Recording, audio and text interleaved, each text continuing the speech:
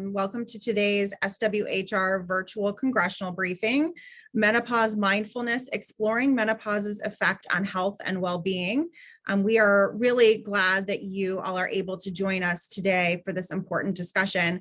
My name is Katie Schubert. I'm President and CEO of the Society for Women's Health Research, which is the thought leader in promoting research on biological sex differences in disease and improving women's health through science, policy, and education.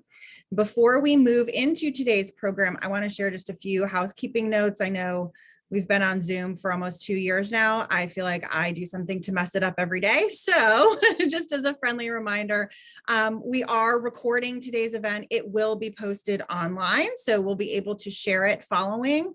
It will be sent out, the recording will be sent out, and any additional resources that we mention in the follow-up email to all registrants. All participants have been muted. Your cameras are turned off. This is intentional to highlight today's speakers. So to ask a question of the panelists, please use the Zoom Q&A function. You could also use the chat function, which will go directly to us. We will ask questions at the end of the event following all panelists' presentations, but feel free to pop those in as you think of them. That's always helpful for the Q&A session. If you have any technical issues, please reach out to Lindsay Horan, lindsay@swhr.org, or you can just write it in the chat. Just note that we have limited technical assistance while the webinar is running. And then finally, we do offer a live transcription feature on this webinar, and you can access that feature by clicking on CC Live Transcription at the bottom of your screen. We are also tweeting, so if you are on Twitter, please follow along with us and join that conversation using the hashtag SWHRTalksMenopause. So we are very pleased to host today's event and to do so during World Menopause Awareness Month. Unfortunately, despite menopause being a natural life stage that all women encounter and one that's associated with increased risk for certain health conditions, there's still a stigma associated with menopause, and little is known about it by employers, policymakers, and the general public.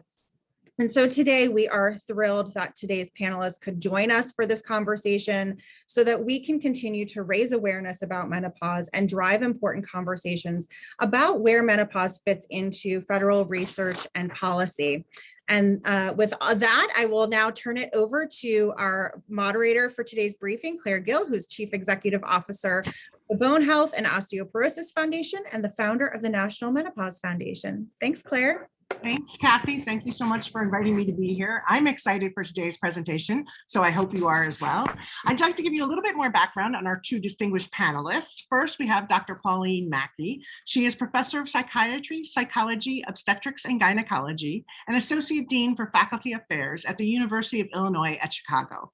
Dr. Mackey leads a program of NIH-funded research on women, cognition, mood, and dementia, with a particular focus on menopause.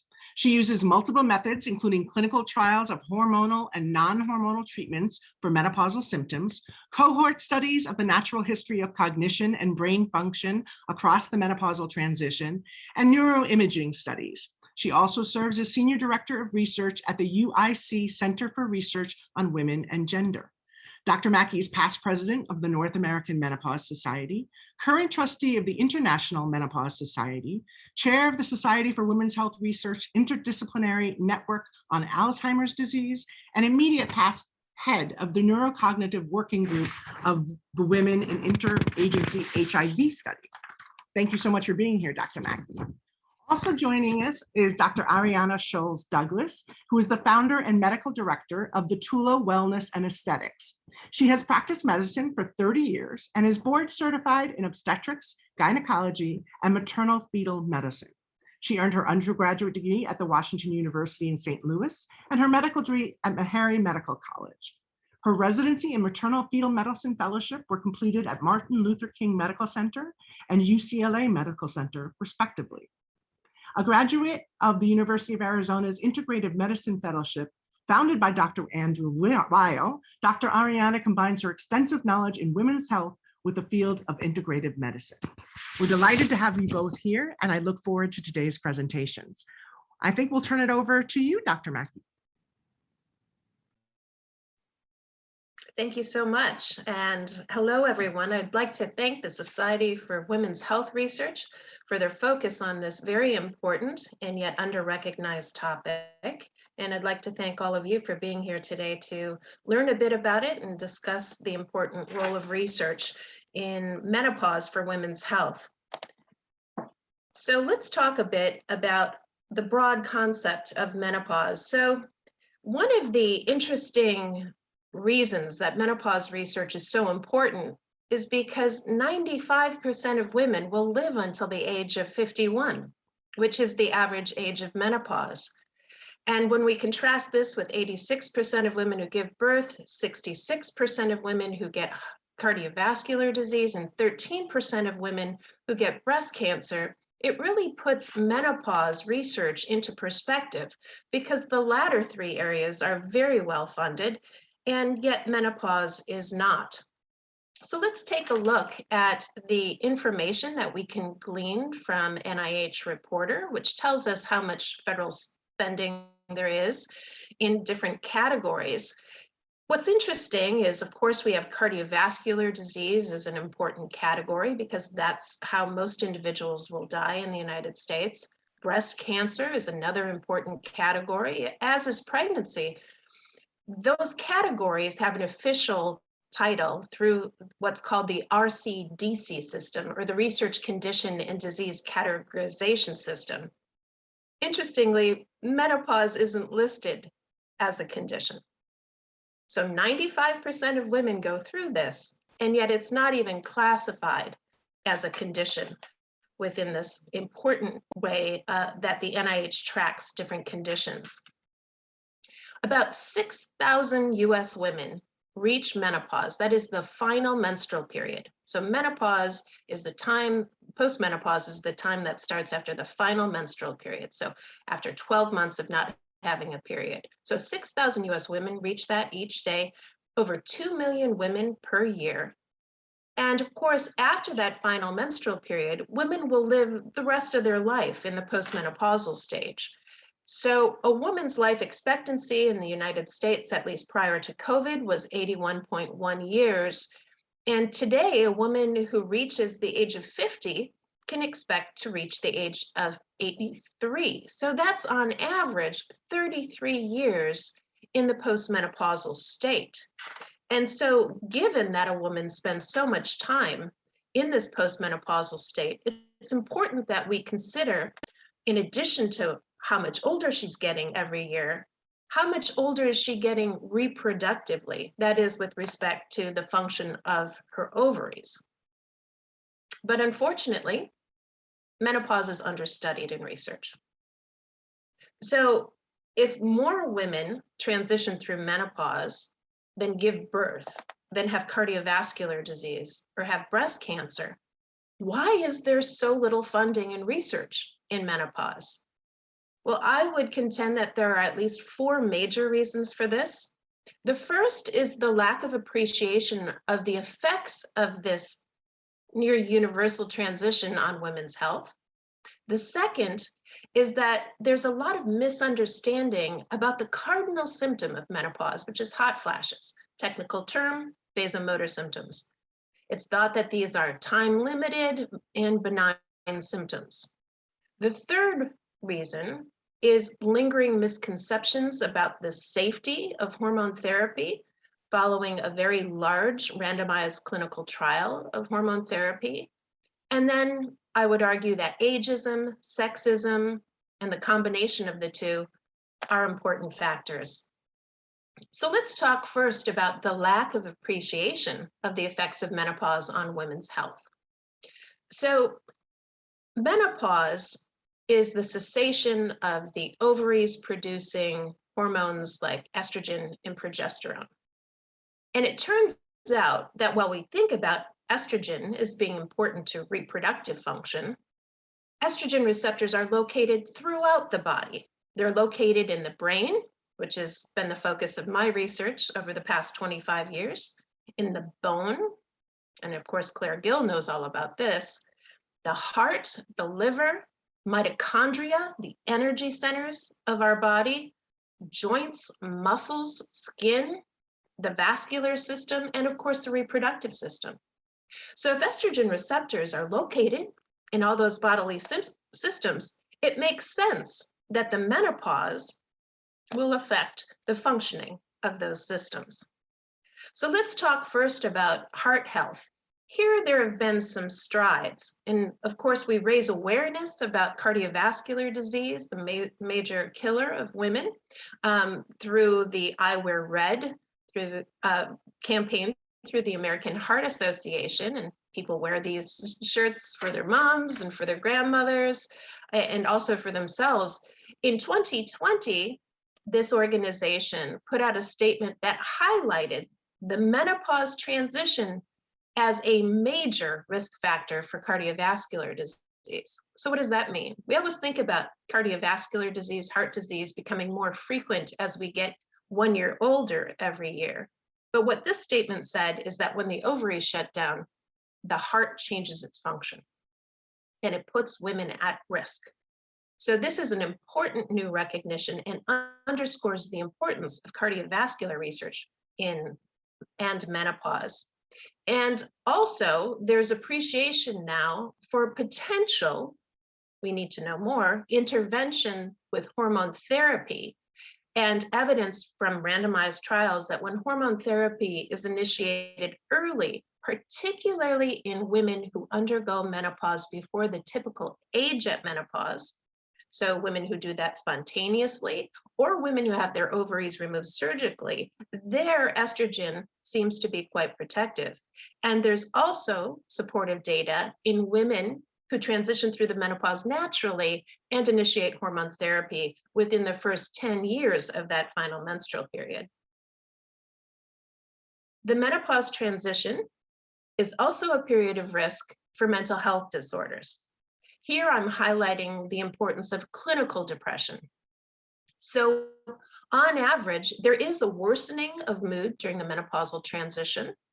For the large majority of women, this doesn't reach the clinical diagnosis of depression. However, if we look here at a snapshot of the prevalence of depression, you see here that about 5% of premenopausal women at any given point in time will meet criteria for clinical depression, and that nearly doubles in the perimenopause and in the postmenopausal period. So this graphic shows us the risk of depression during the menopause transition. Now, most of my work has been on cognitive function, and I'm very interested in helping women to preserve their brain functioning as they age. And it turns out that the menopause transition has an effect on a cognitive ability that's really important for the field of Alzheimer's disease, and that is verbal memory. So this is essentially measured in clinical studies by having individuals learn a list of shopping items. So just like the ones that we just projected here. And it turns out that estrogen is critically important in women's ability to learn and remember these words. And on average, women have an advantage over men in their ability to learn and remember words. So it's very interesting that when women have their ovaries removed, their ability to perform this test decreases. And when you add back estrogen, it returns to normal. So that suggests that this female ability is in part, the female advantage in this ability is in part sustained through circulating levels of estrogen. Now, what's interesting is about 10 to 11% of women experience a clinically significant decline in their ability to learn words. So it's not just troublesome, it's so severe that it's clinically significant. And work in our lab has shown that it's not just the estrogen, but it's also menopausal symptoms like sleep disturbance and hot flashes that compound the effects of estrogen on this ability. So what does this mean for women? It means that for some women, menopause can accelerate brain aging and make them more vulnerable to Alzheimer's disease. Now, why is that? That's because we want to bring the healthiest brain we can into late life so that when diseases like Alzheimer's disease begin, we have enough resilience in our brain to fight those diseases. Why is this relevant from a public health perspective? Because 2/3 of Alzheimer's patients in the United States are female, 2/3. So now let's talk about misunderstanding of vasomotor symptoms. Again, that's hot flashes. And then when they happen at night, they're called night sweats because women literally will sweat, lots of sweat into kind of a pool. It's not just a little heat, it's a lot of sweat, so much so that it's uncomfortable and sheets need to be changed and the like. It used to be thought that these symptoms were actually time limited and benign, but we now have a new appreciation of them. So what happens during a hot flash, which are the hallmark symptoms of the menopause, is that there's an increase in the core body temperature, and this is released to the surface of the skin. There's an increase in the heart rate, and a woman feels this intense feeling of heat with reddening of the upper body, and then it will transition to a kind of cooling state. Now, there are wide differences from one woman to the next in terms of how severe these symptoms are. One woman can sail through menopause, we think about 25%, without any bothersome hot flashes. But for the others, these episodes are very significant. So 75% of women have them. They disturb sleep because when you have a hot flash and you're sweating, you wake up 75% of the time. Hormone therapy, that is estrogen and progesterone, are the gold standard way that we treat these symptoms. So let's take a poll right now. Lindsay, if you could project a poll, let's try to capture some of the information about the duration of these symptoms. So for how many years do you think that women experience menopause-related hot flashes? Go ahead and choose one of these. Is it 2 years, 4 years, 6 years, or more than 6 years?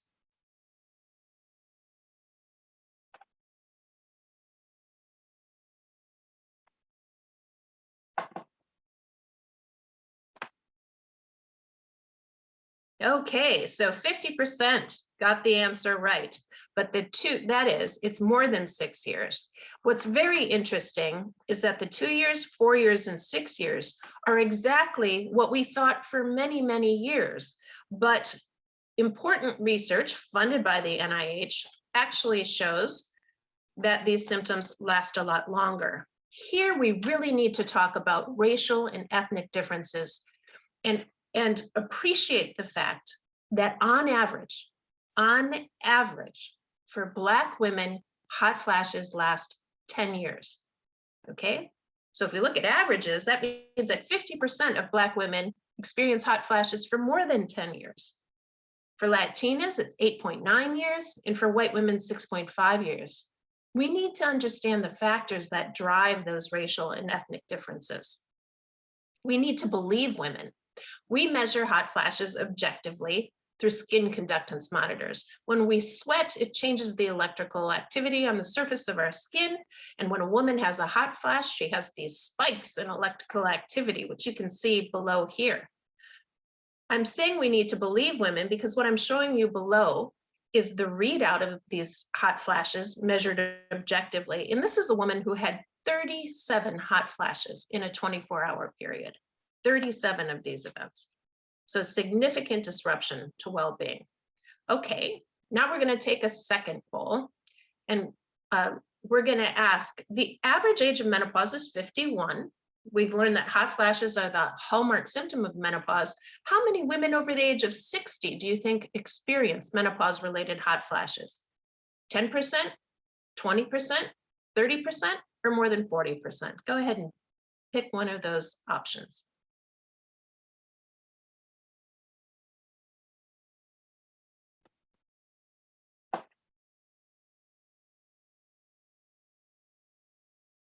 Okay, so the majority said more than 40. Okay, so let's think about that. And that's actually the correct answer. But again, most people believe that it's less than that.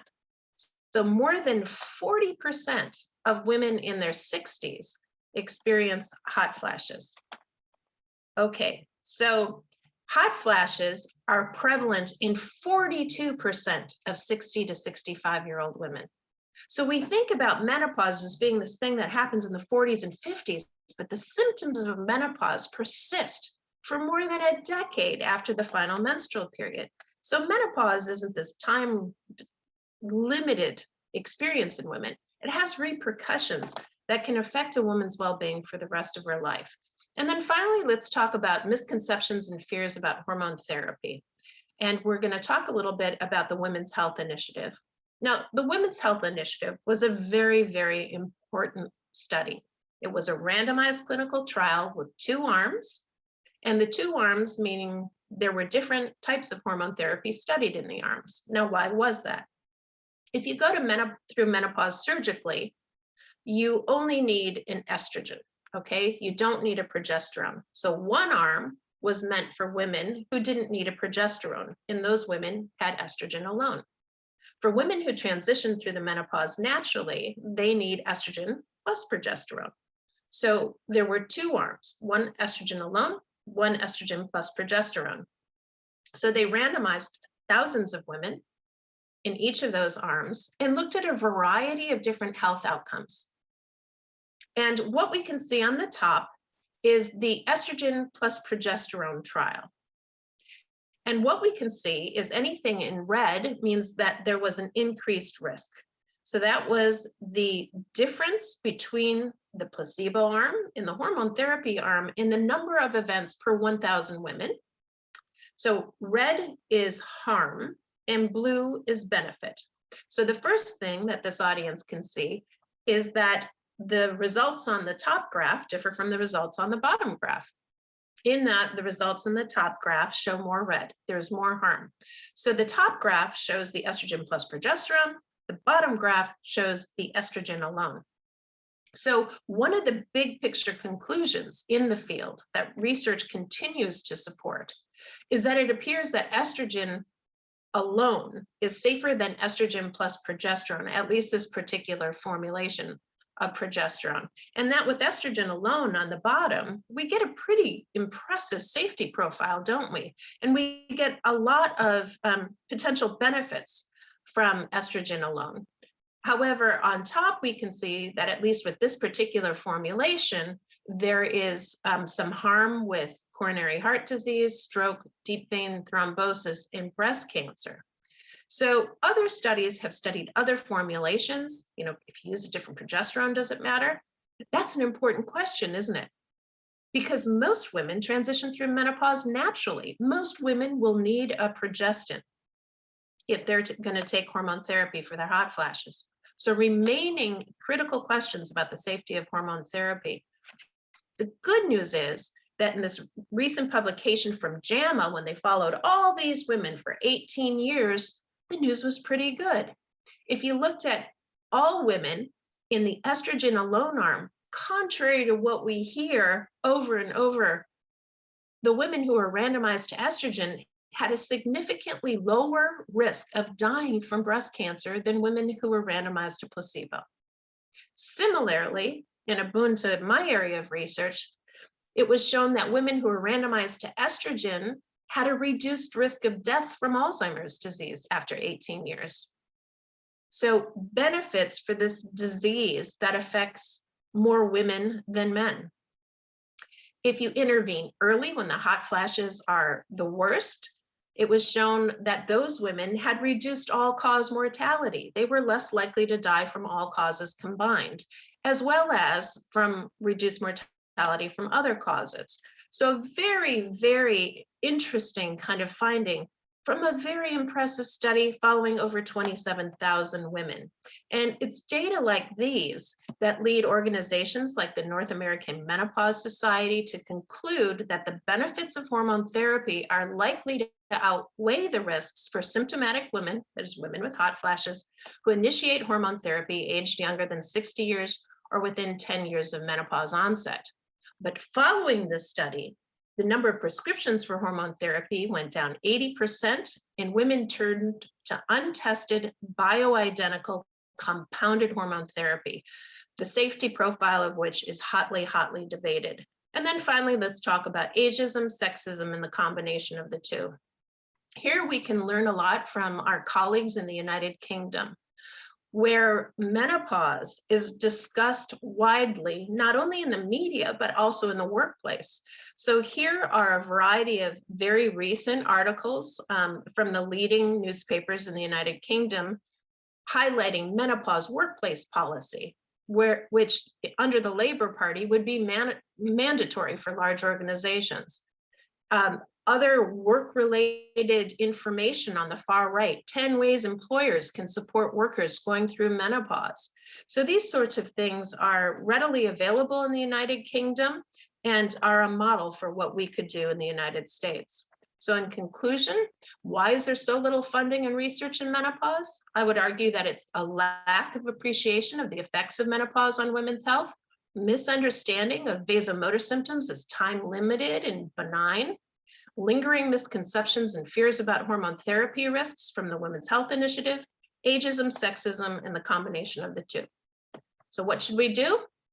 We should start by including menopause as a condition in the NIH research condition and disease categorization system. We should fund more research on the effects of menopause on multiple bodily symptoms.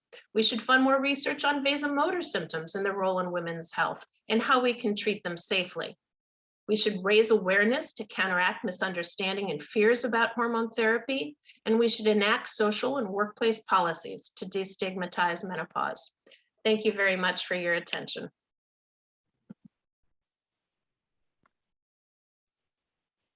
Thanks so much, Dr. Mackey. That was fantastic information. And I know everyone probably learned something. I mean, as we think about that, and as you put up all your slides about the number of women impacted by menopause, it's pretty amazing. It means pretty much every one of us watching this webinar, if we're not experiencing it ourselves or have someone in our family, our mothers or our grandmothers who we have seen go through many of these symptoms. So it's really important.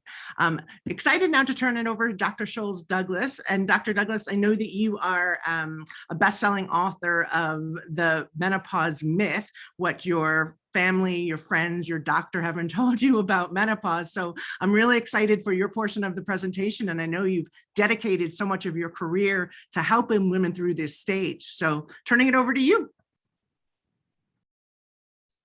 Thank you. Thank you all. Let's get started here. And let me know if you all can see the screen okay. Yes. All right, awesome. Well, first of all, thank you all for having me participate. This is definitely a topic of interest, and I'm excited to be on the panel, especially with Dr. Mackey. I learned something every time I listen to her speak, so thank you for your work in this area, and thank you for the society for your work in this area and continuing to champion this cause for women. So I want to talk to you all really more about the clinical experience. My personal journey really has been from puberty to menopause, and it has been what I call my Menopause Odyssey. I started in medicine, or really started this idea that I was going to go into medicine probably as early as age 16. And at that time, I was experiencing severe PMS, severe menstrual cramps. And I remember my mother taking me to different providers, and I really think they thought I had a mental condition. She took me to pediatricians, she took me probably to mental health providers, and she finally took me to an obstetrician gynecologist who gave me the equivalent of a Motrin. And this was significant for me because my life was severely impacted by my menstrual cramps. I was a cheerleader, I ran track, and literally 1 to 2 days out of every month, I was almost suicidal just from the pain and wondering if this was the way I was going to spend the rest of my life. So I knew pretty much at an early age that I wanted to go into medicine, and I was pretty sure I wanted to be an obstetrician gynecologist. And fast forward, I went through medical school and all of the things, the residency, and I did a fellowship in maternal fetal medicine, which is really looking at high-risk pregnancies and managing those. And I spent really the last 20 years of my career. This year marks the 30th year of me practicing medicine. But for the first 20 years, I was practicing maternal fetal medicine, and I didn't really recognize what was happening. And this is what was so profound for me, was that I started my menopause symptoms probably around age 38, 39, and didn't realize what was happening. Increased irritability, difficulty with some word recall. And I really, again, want to bring this back to a more personal, kind of the clinical level of what's happening to women kind of in the streets, as we'd say. I see women every day, all day, that are coming to providers who literally are unable to help women through what is a huge transition in their lives. And what's happened is that for me personally, in my 40s, I was really at the peak of my career. I was head of a high-risk pregnancy center. I was managing high-risk pregnancies. And I remember distinctively performing a C-section, a procedure that I had performed for probably 1,000 times. And during that procedure, I lost pretty much all awareness of what was happening. I had what I would say was a pretty big brain fog. Luckily, I was assisted and I got through that. But I remember at that time thinking, I'm wondering if I had early Alzheimer's, and I was having every symptom of perimenopause, but didn't realize it. And the years continued, the irritability continued. And finally, it dawned on me, probably 5 years into it, that I was perimenopausal. And this was a shock to me. I'm an obstetrician gynecologist, and I realized that if I don't understand this, then probably the average lay person doesn't understand it either. So that led me to really start to dive deeper into what this was, what were the myths, and what did we really understand about it.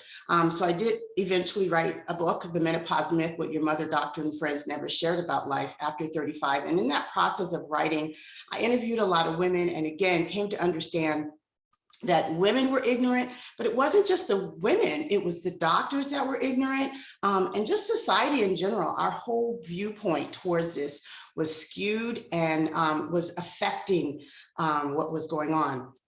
So what's really happening? Why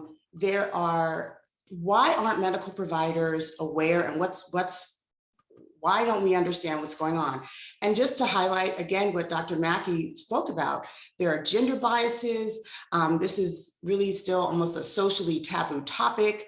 The current focus of our health really ends with women in their reproductive years. So when you think about us going through medical school and residency, literally maybe one lecture was devoted to dealing with a woman in menopause, and I don't even frankly remember that lecture, but I'm going to give the benefit of the doubt that there was some conversation.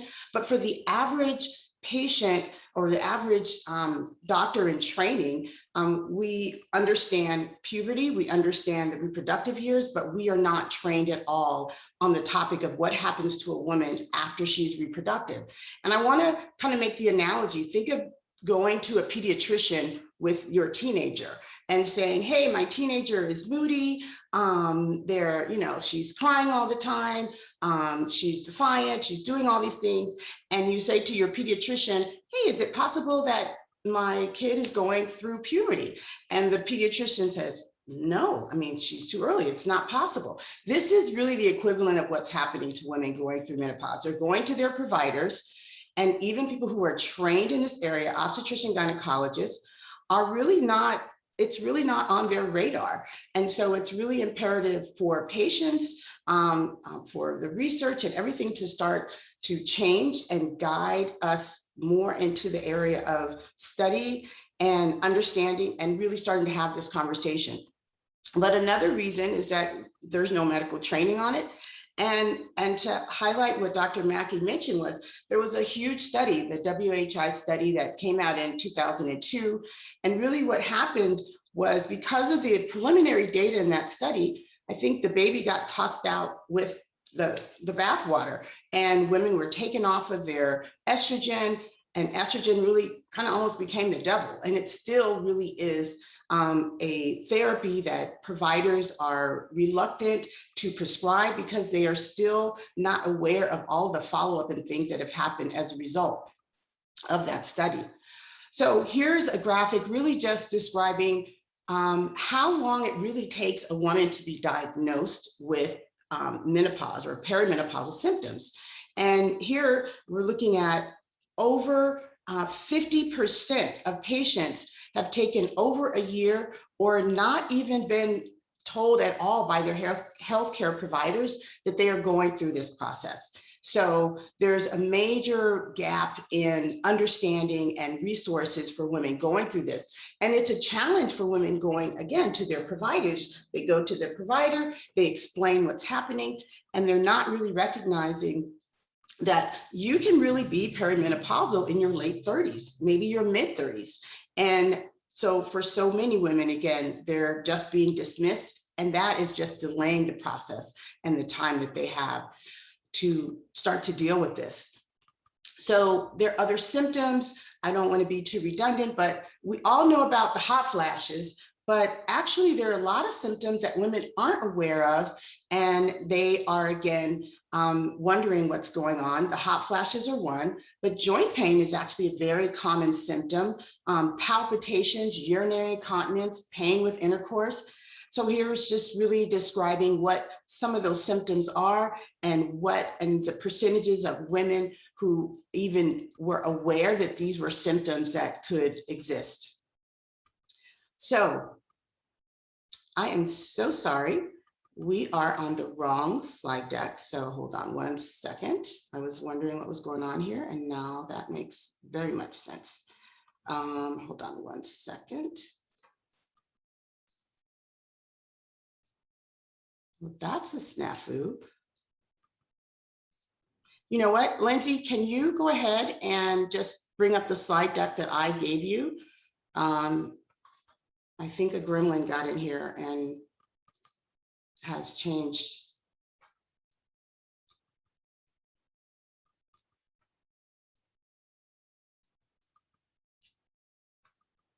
Thank you. Sorry about that.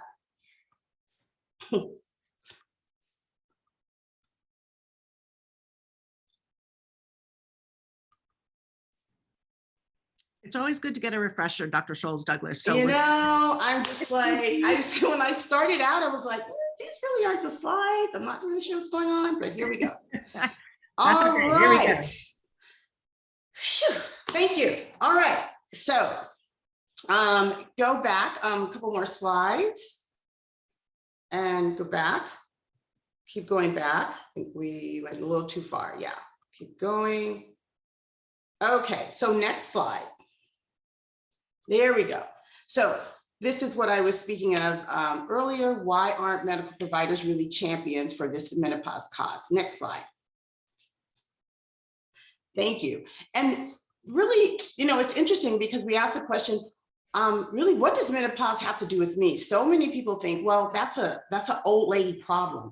Menopause has everything to do with you. If you're an employer of women ages 35 to 65, if you are a partner of a woman who is going through this transition, if you are a child of a parent that is going through this, this is impacting you.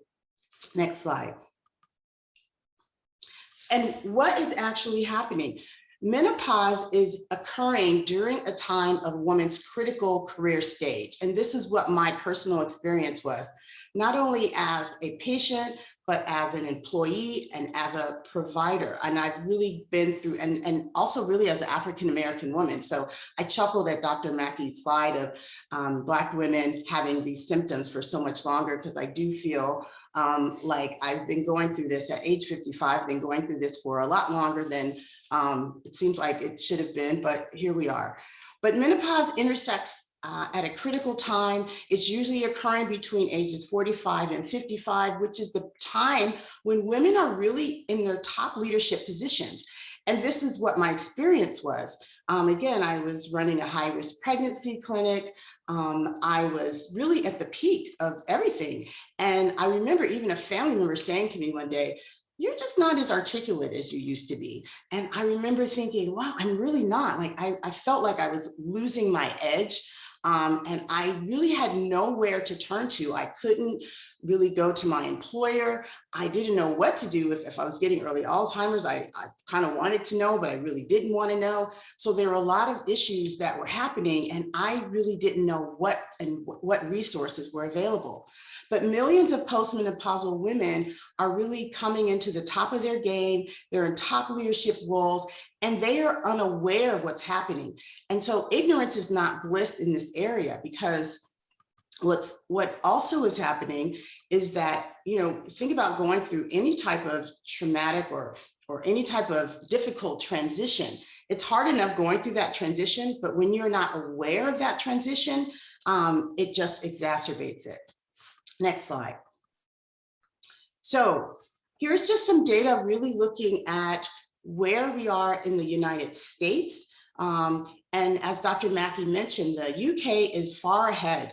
We are starting to see a lot more data coming out now in the United States. This was just a recent article in the Harvard Business Review.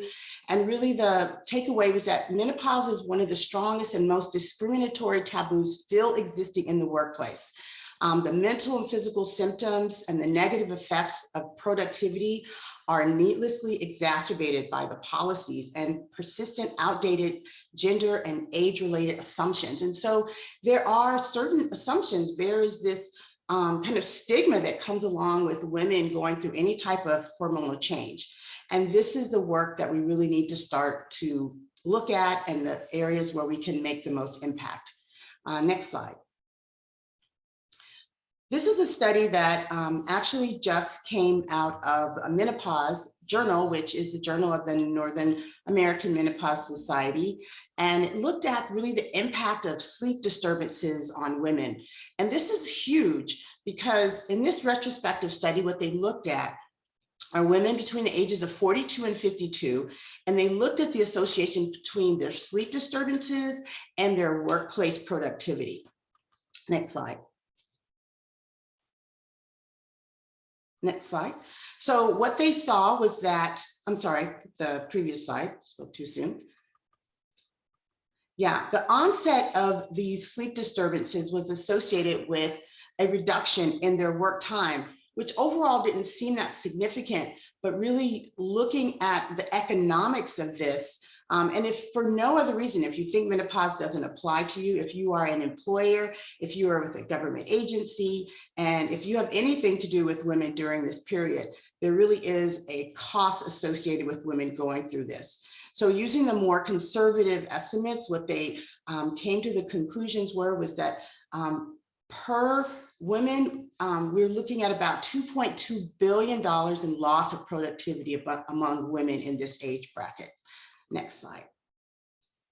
The impact really was that these sleep problems of women in midlife are associated with a huge impact. And this is what I hear as a clinician daily. Women are having difficulty with sleep. They're waking up from hot flashes. They have anxiety, and they are just unnecessarily impacted in ways. And this is where treatment comes to be important. And this is where policy changes need to occur, especially in the workplace. Next. So here, and I want to thank Dr. Mackey for these slides.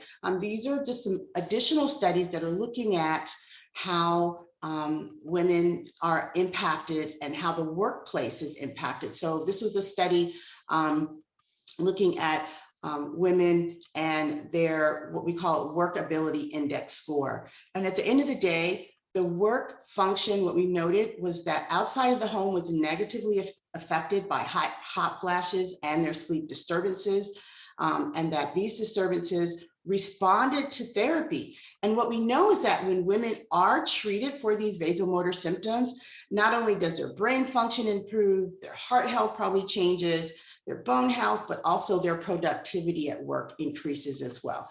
Next slide. This is also another study looking at the cost of menopause again at work.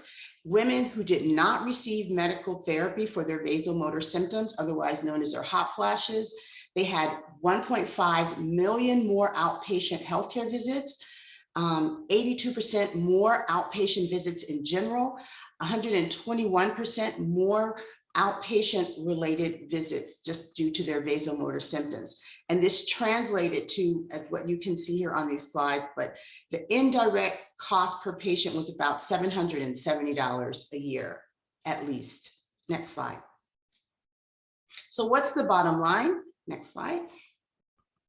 The cost of menopause globally is probably reaching $150 billion a year. And if you plug in the additional cost to the healthcare system, the total price tag of menopause could be higher than $810 billion per year. And these numbers are going to continue to rise because the world's population of women reaching menopause is increasing, and it will be 25% by the year 2030. Next slide. Next slide. So menopause in the workplace, what can we do there? We can start to look at policy and guidance, our human resources, the policies that we're putting forth, really understanding that menopause is unique to each woman.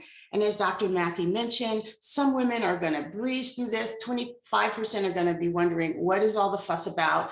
And then there's the rest of us who are severely impacted and wondering what kind of help and resources that they can find. So really starting to have these conversations, not only in the workplace, but just personally amongst friends and family and with your providers, and starting to create a more transparent working environment. And really starting to consider what are the adjustments that we need to make in the workplace. And this is a huge question that we are just starting to scratch the surface. Next. So where do we start? We really start by having the conversation. What I found so often is when I start this conversation, whether it's with friends, whether it's with patients, ultimately, I get almost a recoil. Most women, I mean, we don't like necessarily this idea that we're all aging, but we are, and we have to have this conversation.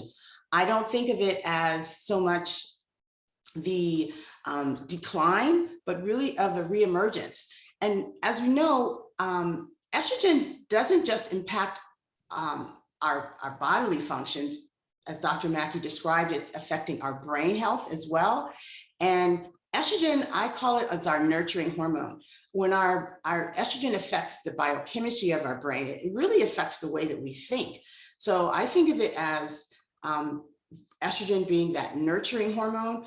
When our levels are high, I say this to patients all the time, we're happier in a sense, we're nurturing, we're motherly, we're willing to pick up socks and take care of people.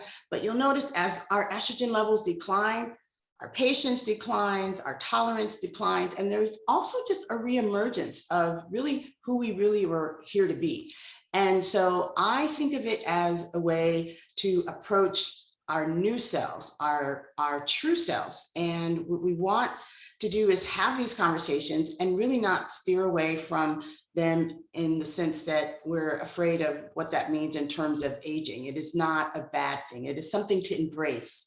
We need to increase the funding of all women's health research. It's not just about menopause, but all of these areas are impacted, and women's health research really has been underfunded traditionally.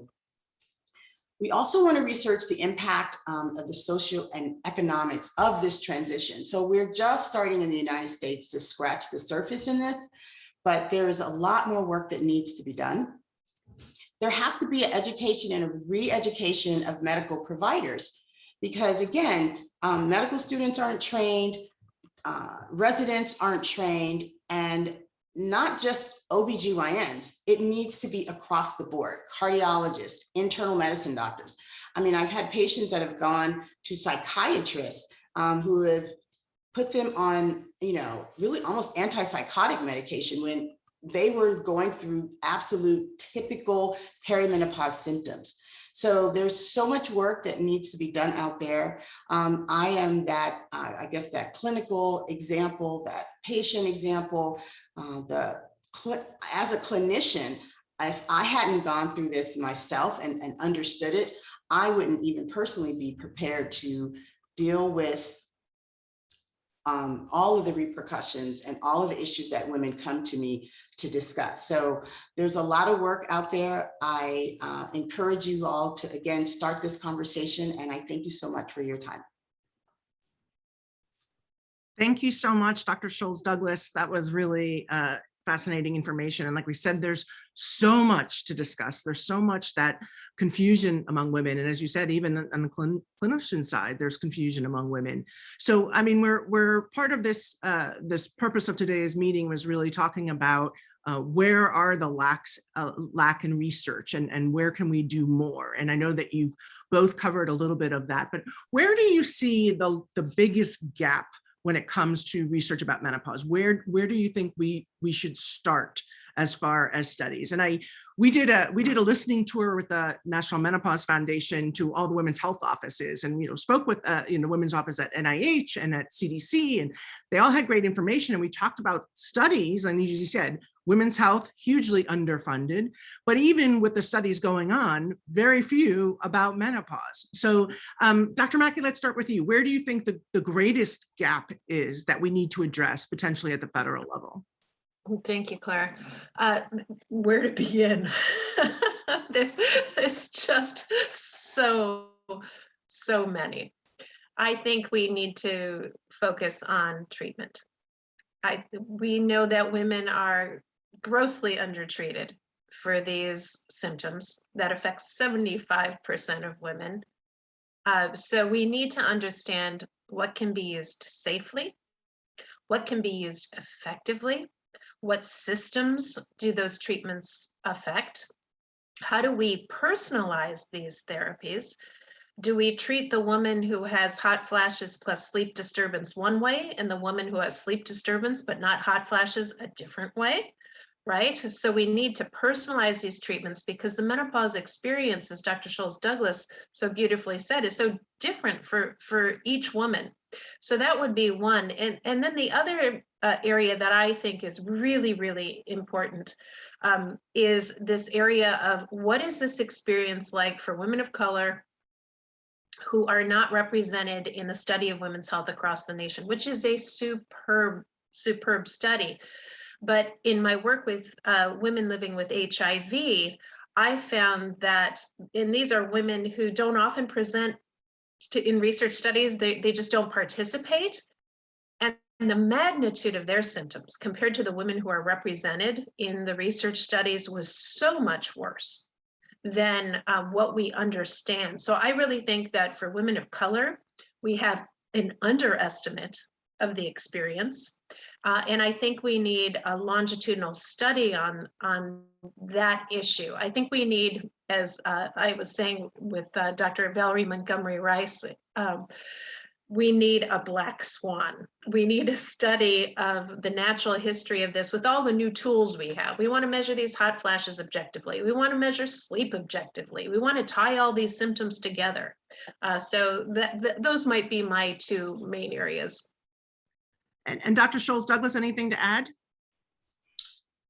Yeah, I think that so much of the work is going to begin on a grassroots level, on the ground level, because as women are more informed and understanding that this is a real thing, it's not in their head, as again, patients come and doctors tell them, well, yeah, you're having painful intercourse, but kind of suck it up and it's okay. You'll get through this.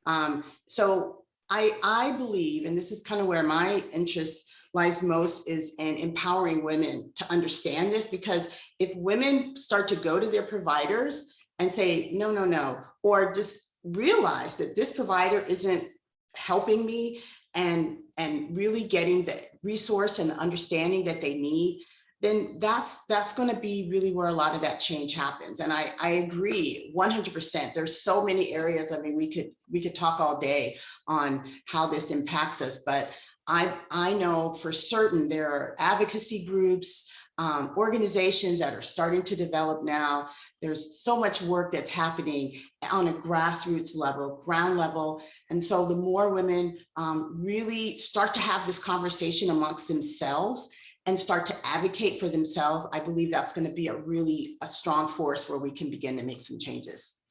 I think you're absolutely right. And in so many conversations we have, and particularly as we're talking to people on the Hill today, the message that we get is, if you want the direction to change for what is federally funded research, then you need to have a groundswell of grassroots support for that, and people and women calling their members of Congress and saying, why aren't we addressing this, right? And we want this to be addressed. So I think, as you said, it's going to take a top down and a bottom up approach to be able to do this, and really focus on what needs to be done. I think there was incredible response and support from all of the women's health offices at the national agencies to make menopause a bigger priority. But they said that that direction comes from HHS, that comes from Congress, and so they were saying to me as a nonprofit leader and advocacy, you need to do some work and get people really rallied and talking about this. So I think that's something we have to do.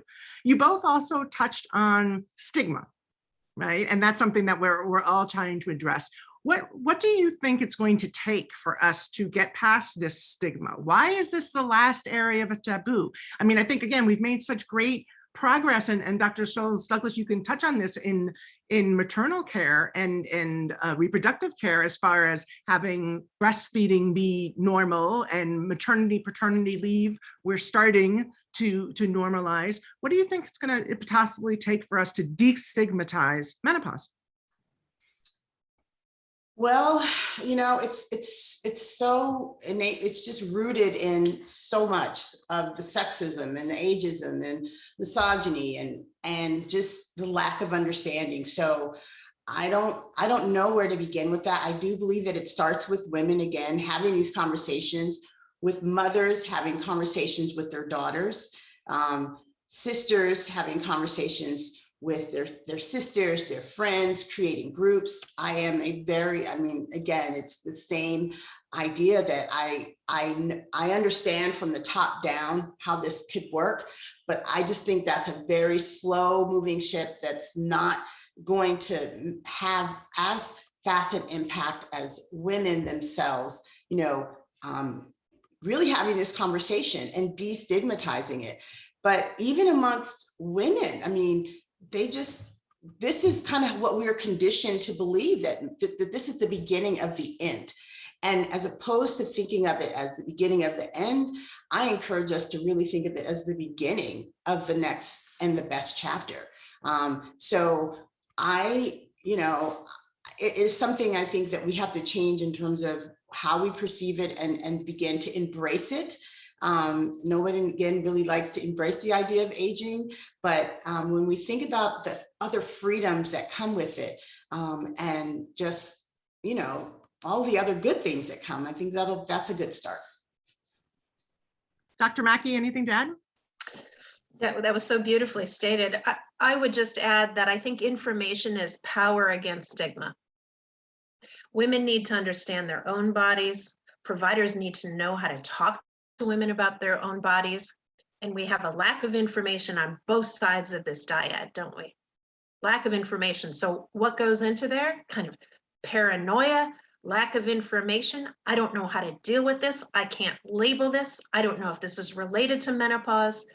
And I think that contributes to the stigma, because once we know, oh, this is perfectly normal, right? It's perfectly normal for me to walk into a room and say, well, why am I entering this room? And it's perfectly normal for this to be time delimited and then for us to recover. But instead, we think, I'm getting Alzheimer's disease. Something's wrong with me. Or if I'm depressed and my mood's a little low, then I hear all this, women are hormonal, as Dr. Scholes Douglas said. I'm one of those taboo hormonal women. Instead of saying, oh, interesting, the estrogen is changing in my brain, and my brain doesn't like it when estrogen changes. And this is a lot like the postpartum period, right? So we've done quite a good job raising awareness about postpartum depression. We have treatments specifically for postpartum depression that basically cure it, but we don't have this about menopause. And I do think we can't ignore the effect of aging. Women in this country aren't supposed to age. We're supposed to be young. We're supposed to be beautiful. We're supposed to retain our youthful, intrigue. But of course, that's not the way life is it? So I think we also have to embrace aging and all that comes with it. And as Dr. Scholes-Douglas said, take this as just a transition in our life that we're going to go through and manage, but we need more information, more research to fill in the void, more training. And I think that would go a long way. Yeah, that's so great. Like you said, like, knowledge is power, right? And the more that we can do. So interesting. I've been thinking about that so much as far as when we describe, how we learn about our bodies and how we learn about different transitions, right? So we're learning about our, going through puberty while we're in school, right? And we learn about the body. There's no discussion, however, about what happens post productive when we're younger, and so that might be a great place to start. But then we also have other parenting classes and birthing classes, and even if you don't want to take them, you have to take them. So you go through all of that, and there's all this great education, and then when it comes to post reproductive years, there's nothing, right? So a question to both of you is, where do you think that education should happen, and who should it be led by? Like, again, if it's school for kids, and then we have all the birthing classes that happen with our gynecologists and all the resources available, where should that next part of the education platform live? And this is just a personal clinical question, wherever you think. I think it should start in the provider office. What do you think, Dr. Scholes-Douglas, being a provider with the rare expertise in this area? Yeah, I think there's just the lack of training in this area is criminal. It really is just criminal. And what I hear daily it's appalling. Like, I just can't even imagine what women are experiencing. And again, that really increases the time length that it takes for them to get the resources. But I would argue that it needs to start in school, just like we learn about puberty. Like I said, I gave the example of, we understand when teenagers are moody and act up and do things, we're like, okay, they're teenagers, and we make accommodations for that. Like we're okay with it. And just think about this. Menopause really is very similar to going through a puberty again, except now you have a job, you have a relationship, you have mouths, and you may have other mouths to feed, like you have responsibilities. So, I mean, imagine that you're going through something that's hormonally tumultuous in your life and you don't have any resource for it. I mean, it's really not a good place to be. I can tell you from personal experience.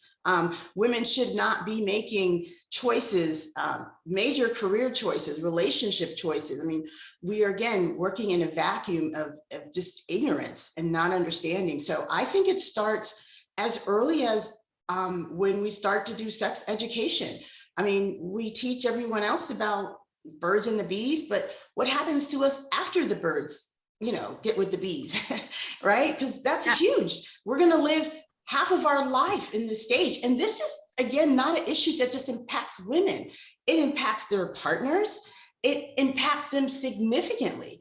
If nothing else, just from the sexual standpoint, women have lost their libido, they're having painful intercourse. So if you're not motivated as a man for any other reason, you should really consider that this really impacts a woman's sexual health. So it needs to be just a conversation that we're having more openly from the beginning of when we start to talk about any of these things. Yeah, I think that would be a way to destigmatize, right? If it's learned in schools early on and kids are talking about it, I joke all the time, my 10-year-old knows more about menopause than she does about puberty, right? And she calls it menopause, like the British, so I love it. But that's really important. And as you said, the impact that it has on so many people in our lives. And when I was starting the foundation, I had a conversation with a friend who told me she was talking with friends about it, and one of her friends said that her biggest regret in parenting was that she didn't explain to her son, who was now going off to college, what she was going through when she was going through menopause. And she thought that their relationship, which had been so close, kind of dropped. And now he was going off to college. And she never explained why she was moody, why things changed, whatever. And I thought that was fascinating, right? Like, again, your relationship with your child, and not just your female child explaining it, but, yes, but your son too, that, hey, this is what I'm going through, and being able to talk about that would have, she felt would have changed their relationship. I think that's really so important that we try to figure out a way to talk about it more. A funny anecdote, not so funny anecdote, is that for me, really what really hit home and when I knew for sure that it was me and there was a problem was I literally was like considering poisoning my husband. Like I was so irritable, and I understood at that point why, you know, animals eat their young, and I just understood it on a visceral level.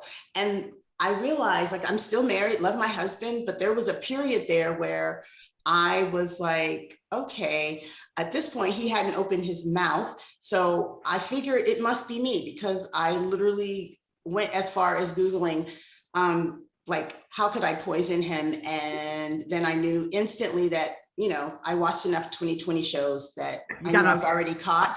So I couldn't do anything with it. But that's really when I started to be like, yeah, there's something wrong here. So it's real. It's impacting a lot of relationships. Really impacting the brain. And you know, I find, like, again, the research that's been done too is fascinating, and we need to kind of get more of it out there. And there's, you know, all of those things about, again, as we said, the Women's Health Initiative was hugely important. And then what we've learned since then has not gotten nearly as enough attention as what the original was, right? So we're building up time. But let me start, Katie. I want to ask you, in the research that you've seen about this, what was most surprising to you? I mean, there are a number of things, but I think, quite honestly, the most surprising thing is actually the lack of research. So thinking about, and you mentioned this, right? There is a lot of research now. I think women's health research largely is underfunded regardless. But when we think about women's health across the lifespan, we're not really looking at it across the lifespan. What we're looking at is, you know, a woman's value as it relates to her reproduction or her ability to reproduce. And so I think the lack of ability to track, as Dr. Mackey pointed out, you know, we don't even know what's actually happening at the NIH. So we need that. The lack of funding and the lack of, I think, knowledge and awareness, even amongst yourself, whether you're a woman going through this or, you know, as we mentioned, children and partners, healthcare providers, I think is really astonishing. And so really thinking about what are the steps we need to take to be able to have these conversations, implement change, and really invest in that research. I think, to me, it's less about what do we know and not know, and really more about, like, we don't even know what we don't know at this point. Yeah, we're like scratching the surface, right? Dr. Mackey, would you like to add to that? No, I think Katie's stated it very well. The scope of work that needs to be done across all of these bodily systems is so important. And how could the return on investment not be high for that, right? Because women have greater longevity compared to men, right? And so what we want to do is understand everything we can do to personalize healthcare for women so that they live their most productive lives. And the fact that women's productivity is limited in their late 40s and early 50s by these symptoms in such a profound way, imagine what that must translate to when a woman goes untreated for her hot flashes, which are waking her up. On average for 10 years if she's Black, 8.6 years if she's Latina, and 6.8 years if she's white. And that's more than half. So I think we're grossly underestimating the return on investment for this work, given that it's a near universal experience. You know, any woman that lives to be in her 50s will transition through this period. So I would add that to the research. It's just smart. It's just smart to invest in this. It is. And, you know, even on, like, again, my role here as part of the Bone Health and Osteoporosis Foundation, you know, all the studies that we've done that's shown the impact to the healthcare system if we prevent this bone loss and these fractures, which again are so impacted for women at us, at menopause, and we think about, again, it's an old woman's disease, and it is so not, right? It's really a pediatric disease that manifests as we age. And because women lose so much bone at menopause, people think it's a women's disease. But again, people don't care unless you put that into context of what is it costing our healthcare system? What is it costing the personal toll on families and caregivers and things like that? So it's kind of similar, like you said, Katie, across the women's health span, there's so much research that needs to be done, from treatment, from economic burden, from personal toll burden, and it seems like we're really going to have to, all of us, rally women to speak up and demand more attention and research in this area to be able to live our most healthful and productive lives. I mean, that's going to be a huge thing. So let's talk about some advice that we can give. So Dr. Scholes-Douglas, you've spent so much of your career helping women as they go through this transition. What would be some advice you would have for women specifically as they go through this to help them get through it? First and foremost is just to educate yourself and to be an informed consumer of medical care. This idea that you can go to the doctor now and they're going to save you, or figure out what's happening, it's just really, that's not a reality. I don't know if it ever was, but it definitely is not one any longer.